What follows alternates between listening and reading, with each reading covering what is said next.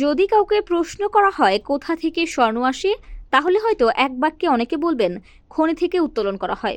কিন্তু আসলেই কি তাই? ডিসকভারি চ্যানেলের গোল্ড রাশ আলাস্কা থেকে অনেকে হয়তো বলতে পারেন কাদামাটি থেকে স্বর্ণ আলাদা করা হয়।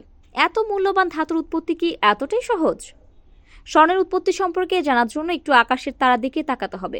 ফিরে যেতে হবে কোটি কোটি বছর আগে, পৃথিবীর সৃষ্টির শুরুতে। আপনারা অনেকেই হয়তো জানেন বিগ ব্যাং এর প্রায় 150 মিলিয়ন বছর পর মাত্র 3টি এলিমেন্ট হাইড্রোজেন, হিলিয়াম এবং লিথিয়াম দিয়ে সর্বপ্রথম স্টার বা তারা গঠিত হয়েছিল। আপনারা হয়তো ভাবছেন মিলিয়ন মিলিয়ন বছর আগে নিঃশেষ হয়ে যাওয়া তারার সঙ্গে স্বর্ণের কি কানেকশন রয়েছে। এখানেই রহস্য। বিজ্ঞানীদের মতে সৌরজগৎ তৈরির বহু আগে সুপারনোভা ও নিউট্রন স্টারের সংঘর্ষের ফলে পৃথিবীর যাবতীয় স্বর্ণের সৃষ্টি হয়েছে।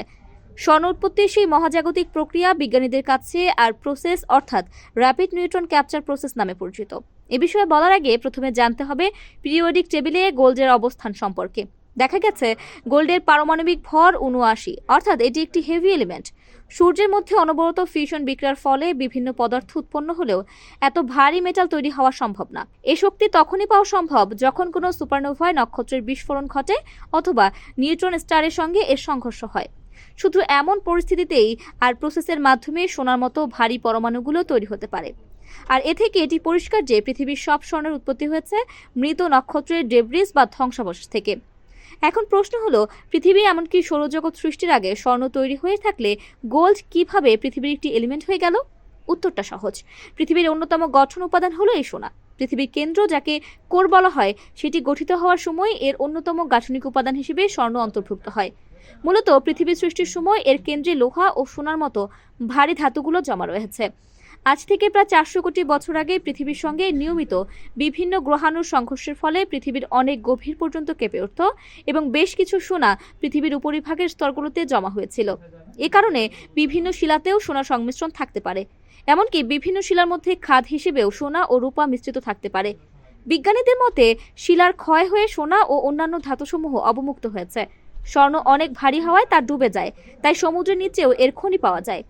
পৃথিবীর কেন্দ্র থেকে মানুষ সোনা তুলে আনেনি, বরং বিভিন্ন সময়, বিশেষ করে পৃথিবীর বয়স যখন কম, তখন এর সঙ্গে বিভিন্ন গ্রহাণুর সংঘর্ষ হয়েছে।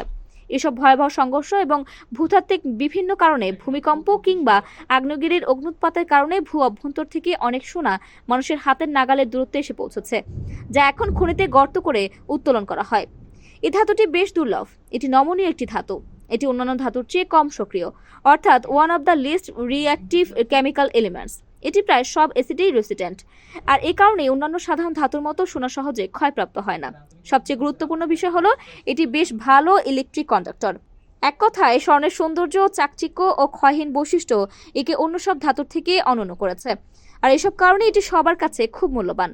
তাত্ত্বিকভাবে পারদ বা মার্কিউরি থেকে নিউক্লিয়ার ফিউশন ও তেজস্ক্রিয় ক্ষয় বিক্রিয়ার সাহায্যে স্বর্ণ উৎপাদন করা সম্ভব।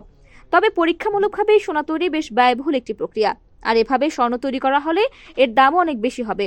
তার চেয়ে খনি থেকে সোনা উত্তোলন কিংবা কিভাবে নতুন সোনার খনি পাওয়া যায় সেদিকে মনোযোগ দেওয়া সহজ। এ পর্যন্ত পৃথিবীতে 2 লাখ টন স্বর্ণ উত্তোলন করা হয়েছে, যা প্রায় 4টি অলিম্পিক সাইজ সুইমিং পুলের সমান। ভাবছেন এই বুঝি স্বর্ণের মজুদ শেষ হয়ে গেল? আসলে তা না। ভূতাত্ত্বিকদের মতে পৃথিবীর ভূ অভ্যন্তরের 1 কিলোমিটারের মধ্যে আরো 1 লাখ টন সোনা আছে।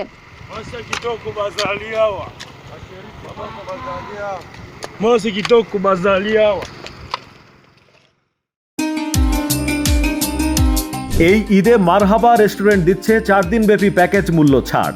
চিনিগুড়া পোলাওর চালের পুরান ঢাকার স্পেশাল কাচ্চি, তেহারি, বিয়ে বাড়ির খাবার, চট্টগ্রামের মেজবাড়ি মাংস সহ থাকছে ফ্যামিলি কাস্টমারের জন্য বিশেষ অফার। তাই দেরি না করে আজই বুকিংয়ের জন্য হোয়াটসঅ্যাপ করুন স্ক্রিনে দেয়া নাম্বারে।